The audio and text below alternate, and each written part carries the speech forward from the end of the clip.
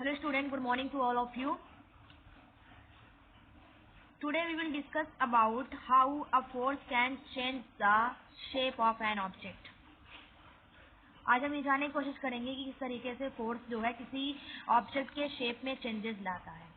इससे previous lecture में हमने डिस्कस किया था स्टेट ऑफ मोशन के बारे में कि अगर हम फोर्स अप्लाई करते हैं तो उसकी स्टेट ऑफ मोशन यानी स्पीड और डायरेक्शन क्या होती है, चेंज हो जाती है। As you can see in this figure कि पहले हम लोग चाइल्डहुड में यानी बचपन में क्या करते थे, एक टायर को एक स्टिक से रोल करवाते थे और वो टायर बहुत तेजी से भागता था। जैसे हम स्टिक से इसे पुश करते थे वो उसकी स्पीड और बढ़ जाती थी, वो और तेजी से भागता था। क्यों भागता था? क्योंकि ये स्टिक से पुश जो कर रहे हैं ना, हम इसको फोर्स अप्लाई करते थे और जब हम फोर्स अप्लाई करते थे तो उसकी स्पीड चेंज हो जाती थी, बढ़ जाती थी स्पीड। और अगर हम इसको ऐसे ही फोर्स अप्लाई करके अपने हाथ से इस टायर को रोक देंगे तो इसकी स्पीड क्या हो जाएगी, घट के एकदम से क्या हो जाएगी, 0 हो जाएगी। और अगर हम इस स्टिक की हेल्प से इस टायर को किसी दूसरे डायरेक्शन में मूव करवाने लगे, किसी दूसरे डायरेक्शन में पुश करने लगे तो ये टायर दूसरे डायरेक्शन में पुश होने लगता था। तो ये इससे हमें ये पता चलता था कि हम लोग बचपन में क्या करते थे, इस टायर पर इस स्टिक की हेल्प से फोर्स अप्लाई करते थे, जिसकी वजह से इस टायर के स्टेट ऑफ मोशन में चेंजेस होता था, इसकी स्पीड चेंज हो जाती थी, इसकी डायरेक्शन चेंज हो जाती थी। राइट? तो ये चीजें हमने पढ़ ली है। हम आज डिस्कस करेंगे कि how the force are able to change the shape of an object. हमारा जो नेक्स्ट टॉपिक है वो ये है कि कैसे फोर्स किसी भी ऑब्जेक्ट के शेप में चेंजेस लाता है। तो जैसे कि एक पेपर की बात करें, अगर पेपर की बात करें तो एक पेपर, नॉर्मल सा पेपर कैसा होता है, बिल्कुल लाइक दिस, ऐसे होता है पेपर, है। तो अगर हमें क्या करना है, इसको क्रश कर दे इस तरीके से, ऐसे क्रशिंग करने पेपर की, तो इस पेपर का शेप क्या हो गया, चेंज हो गया ना। तो हमने जब क्रशिंग की अपने हाथ से, अपने पाम से, हमने क्या किया, इस पर प्रेशर अप्लाई किया, क्रशिंग की, राइट, इसको दबाया इस तरीके से, जिसकी वजह से ये पेपर क्रश हो गया, मूड एकदम बेकार हो गया, तो इसका शेप क्या हो गया, चेंज हो गया। तो फोर्स क्या है, अगर हम किसी भी ऑब्जेक्ट पर फोर्स अप्लाई करते हैं तो हम उसके शेप को भी चेंज कर सकते हैं। For example crushing of paper, squeezing toothpaste, squeezing toothpaste, जब हम टूथपेस्ट निकालते हैं, जो ट्यूब आती है उससे हम टूथपेस्ट निकालते हैं तो हम क्या करते हैं, उसको स्क्वीजिंग करते हैं, उसको दबाते हैं ना, उसको पुश करते हैं, तब जाके टूथपेस्ट बाहर आता है।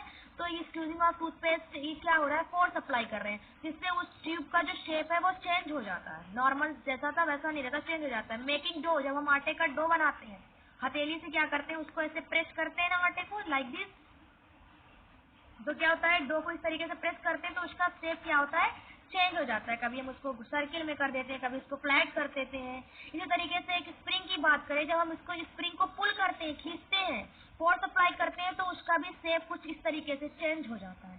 तो फोर्स क्या है, किसी भी ऑब्जेक्ट की स्पीड में भी चेंज कर सकता है, डायरेक्शन में भी चेंज कर सकता है, और दोनों को क्या कहते हैं हम, speed of state of motion. तो फोर्स किसी भी स्टेट ऑफ मोशन, किसी भी ऑब्जेक्ट की स्टेट ऑफ मोशन को भी चेंज कर सकता है और किसी भी ऑब्जेक्ट के शेप को भी चेंजेस कर सकता है। हम कह सकते हैं कि फोर्स, अगर हम किसी भी चीज पर फोर्स अप्लाई करते हैं तो उसके शेप में क्या होगा, चेंजेस हो सकते हैं।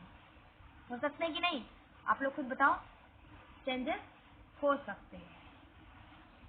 तो जैसा कि आपकी बुक में दिया गया है, बहुत सारी आपकी बुक में एक टेबल दी गई है 11.2, वो सब बच्चे करेंगे उस टेबल को। इसमें क्या है, कुछ सिचुएशन दी गई है कि एक लंप ऑफ डो है ऑन अ प्लेट, तो pressing it down with your hand, हम डो को क्या करते हैं, अपने हाथ से प्रेस करते हैं लाइक दिस।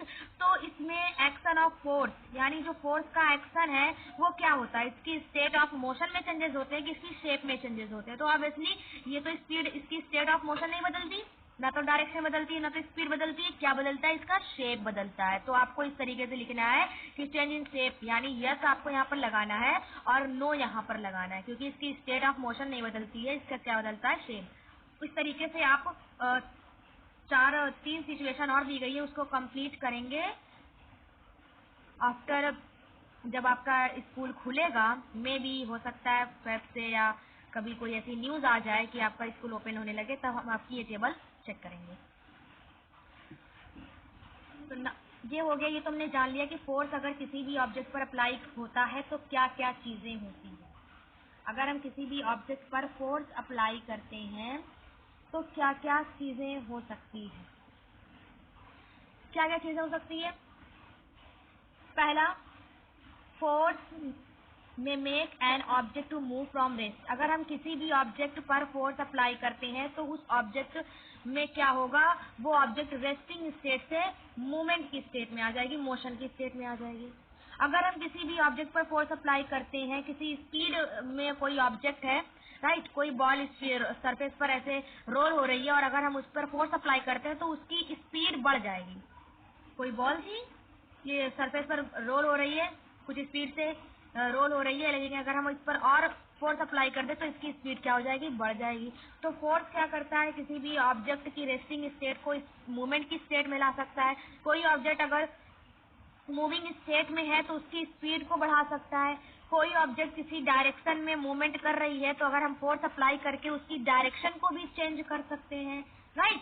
फोर्स किसी भी ऑब्जेक्ट के शेप में भी चेंजेस कर सकता है।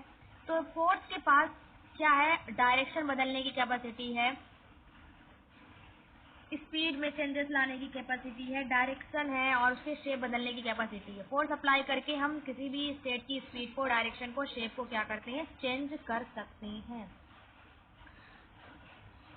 अगर हम कोई भी ऑब्जेक्ट है, कोई भी ऑब्जेक्ट अपने आप ना तो अपनी स्पीड बदल सकती है, ना अपनी डायरेक्शन बदल सकती है और ना ही अपना शेप बदल सकती है। अगर ये एक बॉल ऐसे पड़ी हुई है, इस पर हम फोर्स नहीं अप्लाई कर रहे तो क्या ये अपनी मूविंग करने लगेगी? कभी नहीं, वैसा का वैसे ही पड़ी रहेगी। कोई भी object, the object cannot change speed by itself, it cannot change direction by itself and its shape cannot change by itself। कोई भी ऑब्जेक्ट खुद से ना तो अपनी स्पीड, ना तो अपना शेप और ना तो अपनी डायरेक्शन बदल सकती है। जब हम उस पर फोर्स अप्लाई करेंगे तभी उसकी स्पीड, उसकी डायरेक्शन और उसके शेप में क्या होंगे, चेंजेस होंगे। क्लियर? एक चीज एक आती है कि एक बहुत बड़ा सा, एक हम बता रहे हैं आपको, एक कंडीशन ऐसी, सिचुएशन ऐसी है कि एक बहुत बड़ा सा बहुत भारी सा आयरन का एक ब्लॉक है, एकदम भरा हुआ, ठोस, एकदम सॉलिड है, सॉलिड आयरन ब्लॉक है, राइट, बहुत भारी है, इसका वेट काफी ज्यादा है, मान लेते हैं 1000 kg है इसका वेट, राइट। तो अगर हम इस 1000 यानी 1000 किलो वाले बॉक्स पर आयरन के क्या करें, फोर्स अप्लाई करेंगे, कितना भी हम फोर्स अप्लाई करेंगे इसकी स्टेट ऑफ मोशन चेंज नहीं हो सकती। क्यों? क्योंकि ये बॉक्स बहुत भारी है। तो हमारा फोर्स, हम चाह रहे हैं कि हम इसकी स्टेट ऑफ मोशन चेंज कर दें तो ऐसा पॉसिबल नहीं होगा, किसी मशीन की जरूरत पड़ेगी हमें, राइट।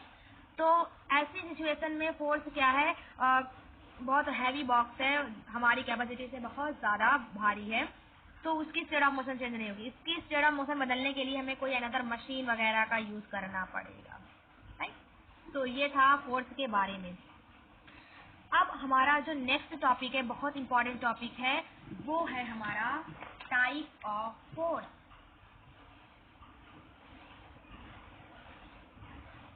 फोर्स कितने टाइप के होते हैं? तो majorly force is are of two type. First is contact force and other one is non contact force. Force बेटा टू टाइप के होते हैं, एक होता है मान लेते हैं, हाँ, एक होता है कॉन्टैक्ट फोर्स और दूसरा है नॉन कॉन्टैक्ट फोर्स। अब ये कॉन्टैक्ट फोर्स क्या होते हैं? The force that act only when two bodies or objects, two bodies on physically contact।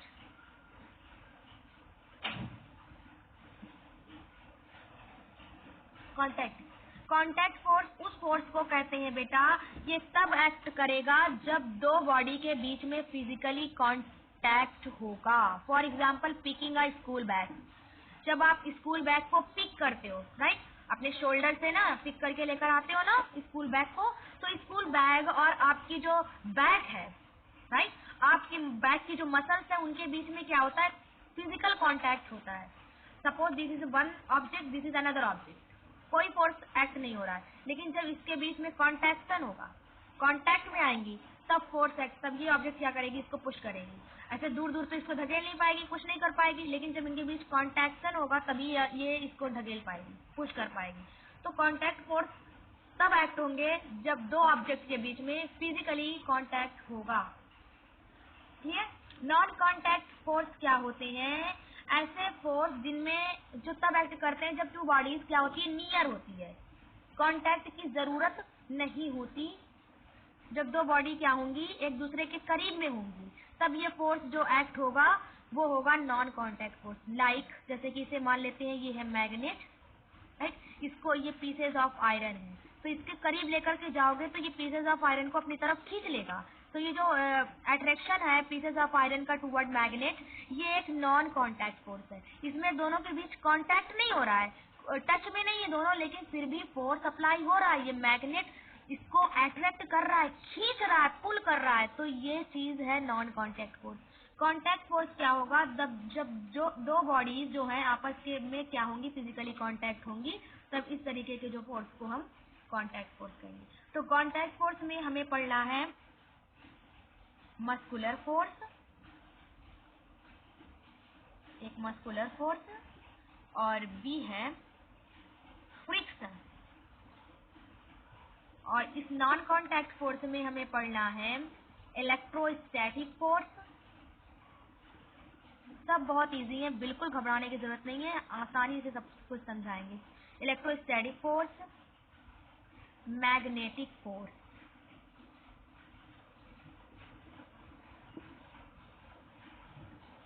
Gravitational force.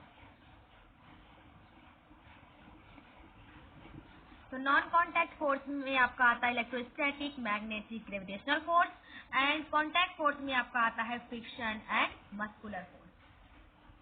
अब देखिए, अब एक पानी से बहुत, चलिए समझ लेते हैं कि फोर्स को। पहले हम कांटेक्ट की इस वीडियो में बात करेंगे, नॉन कांटेक्ट की अनदर वीडियो में बात करेंगे। तो मस्कुलर फोर्स, ये चूंकि एक हमने कहा ये क्या है, कांटेक्ट फोर्स है। Suppose the force exerted by muscles, जो आपकी मसल्स फोर्स अप्लाई करती हैं किसी अनदर ऑब्जेक्ट पर, वो होता है muscular force. For example, when a bucket are filled with water, एक बकेट है, बाल्टी है, जो कि पानी से पूरी तरीके से भरी हुई है, राइट, उसको आपको क्या करना है, उठाना है।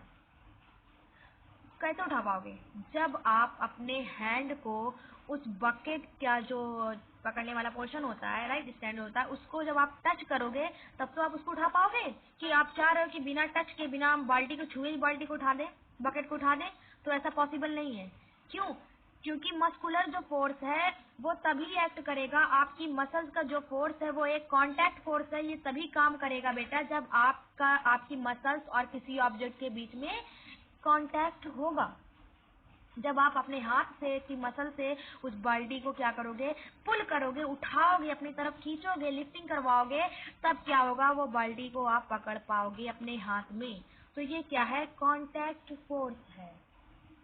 The force resulting due to the action of muscle is known as muscular force.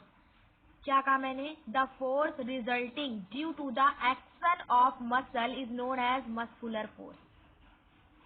समझ में आ रहा है कि मस्कुलर फोर्स क्या है, जो आपकी मसल्स फोर्स अप्लाई करती हैं, वो क्या है, मस्कुलर फोर्स है। और muscular force is a type of contact force, ये एक कांटेक्ट फोर्स है। मस्कुलर फोर्स तभी एक्ट करेगा जब आपकी मसल्स का और किसी जो जिस ऑब्जेक्ट पर आपको फोर्स अप्लाई करना है उसके बीच में फिजिकल कांटेक्ट हो। आपको पिकिंग द बैग, अगर आपको बैग को पिक करना है तो आपकी पीछे की बैग की जो मसल्स है वो और आपके बैग के बीच में कांटेक्ट होगा, तब आप बैग को पिक करके स्कूल तक लेकर के आओगे। पानी से भरी हुई बाल्टी को तभी उठा पाओगे जब आपका हाथ उस बाल्टी को पकड़ेगा, राइट। ऐसे ही क्या होता है, muscular force of animals is use to carry out many difficult task. ऐसे हम एनिमल्स के मस्कुलर फोर्स का यूज करते हैं बहुत सारे फंक्शन को कैरी करने के लिए। जैसे फॉर एग्जांपल लोडेड कार्ट है, जैसे कि पहले क्या होता था, बुल कार्ट की हेल्प से हम सामान को एक जगह से दूसरी जगह पर लेकर जाते थे, राइट। तो उसमें क्या होता है, एनिमल्स का यूज करते हैं, एनिमल्स के मस्कुलर फोर्स का यूज करते हैं।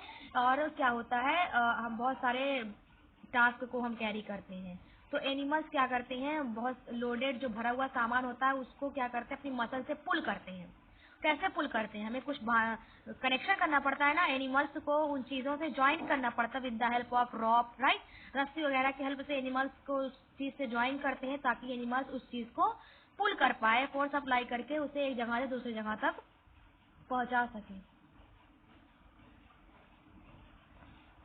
इसके अलावा हम मस्कुलर फोर्स का यूज करते हैं किसी भी चीज को बेंड करने के लिए, राइट। या फिर रबर है, उसको स्ट्रेच अगर करना है तो हम क्या करते हैं, मस्कुलर फोर्स अप्लाई करते हैं। किसी स्प्रिंग को स्ट्रेच करना है तो उसके लिए भी हम क्या करते हैं, मस्कुलर फोर्स अप्लाई करते हैं।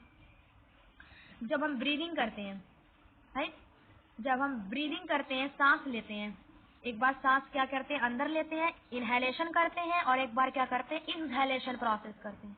तो इसमें भी क्या है, मस्कुलर फोर्स इन्वॉल्व होता है। एक बार एयर को क्या करते हैं, हम अपने अंदर लेते हैं, लंग्स में डालते हैं, राइट, और दूसरी बार क्या करते हैं, लंग से एयर को प्रेशर लगा करके बाहर निकालते हैं। एक बार हम एयर को क्या करते हैं, लंग्स में पुल करते हैं, और एक बार प्रेशर लगाते हैं एयर को लंग्स से क्या करते हैं, पुश करते हैं। तो ये सब क्या है, मस्कुलर फोर्स है। किसी चीज को बेंड करना, हाथ से कुछ भी, मसल जो भी फोर्स अप्लाई करती है किसी ऑब्जेक्ट पर, वो क्या है, मस्कुलर फोर्स है। और मस्कुलर फोर्स एक कांटेक्ट फोर्स है। ये तभी एक्ट करेगा जब दो चीजों के बीच में कनेक्शन होगा। अब ये चाह रहे हो कि ये पेन अपने आप उड़ करके हमारे हाथ में चली जाए, तो ऐसा नहीं होगा, हमें अपने हाथ की मसल से इसको उठाना पड़ेगा। That is a muscular force. आप राइट करते हो कुछ इस तरीके से, आपको लिखना है, आपकी पेन और इसके आपके हैंड क्या कर रहा है, दोनों का कनेक्शन है। आप फोर्स लगाओगे, प्रेस करोगे, तो ये इंक जो इसमें लगी हुई है उससे आप पेपर पर राइट कर पाओगे। तो ये है सब मस्कुलर फोर्स। फ्रिक्शन की बात करते हैं। मस्कुलर फोर्स लिख दूं यहाँ पर, बहुत ही सिंपल है बेटा, force resulting due to the action of muscle is called muscular force. Friction क्या है, और ये कांटेक्ट फोर्स है, समझ में आ गया होगा। ये तभी मस्कुलर फोर्स एक्ट करेगा जब दो बॉडी के बीच में कनेक्शन होगा। फ्रिक्शन की बात कर लेते हैं। Friction is opposing force. Friction क्या है, friction is a opposing force that opposes the motion of an object. Motion of an object. Friction क्या है, friction is the opposing force, it oppose the motion of an object. ये एक opposing force है जो हमेशा always object के motion को oppose करेगा। अपोज करना मतलब रोकना। अगर ऑब्जेक्ट मूव कर रही है तो हमेशा फ्रिक्शन की यही कोशिश होगी कि वो उस ऑब्जेक्ट की मोशन को रोक दे। आपने देखा होगा कि अगर आप बाइसिकल चलाते हो तो अगर पेडलिंग को स्टॉप कर दो तो बाइसिकल की जो स्पीड है वो ग्रेजुअली स्लो डाउन हो जाएगी and finally come to a stop. अगर हम बाइसिकल चला रहे हैं तो बाइसिकल की पेडलिंग करना बंद कर दो तो वो कुछ डिस्टेंस पर जा करके उसकी स्पीड स्लो डाउन होगी और आफ्टर सम टाइम वो स्टॉप हो जाएगी। अगर हम किसी भी सरफेस पर कोई बॉल को रोल करवाते हैं तो कुछ दूर बॉल जब रोल होने के बाद धीरे धीरे क्या होता है, उसकी स्पीड घटने लगती है और फाइनली एक ऐसी स्टेट आती है जब बॉल क्या होती है कि स्पीड जीरो हो जाती है, यानी बॉल रुक जाती है, स्टॉप हो जाती है।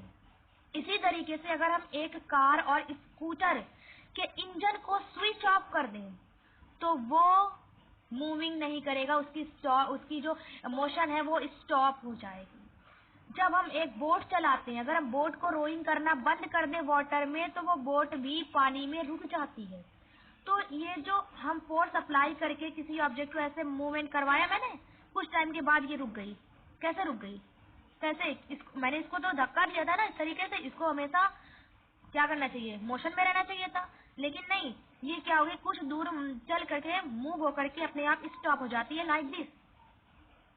ये देखिए स्टॉप हो गई। ऐसा क्यों होता है, कैसे, कौन सा फोर्स है जो क्या कर रहा है, इसकी स्पीड वाली मोशन को क्या कर रहा है, जीरो कर दे रहा है। कौन सा ऐसा फोर्स है जो किसी ऑब्जेक्ट की स्पीड को जीरो कर देता है?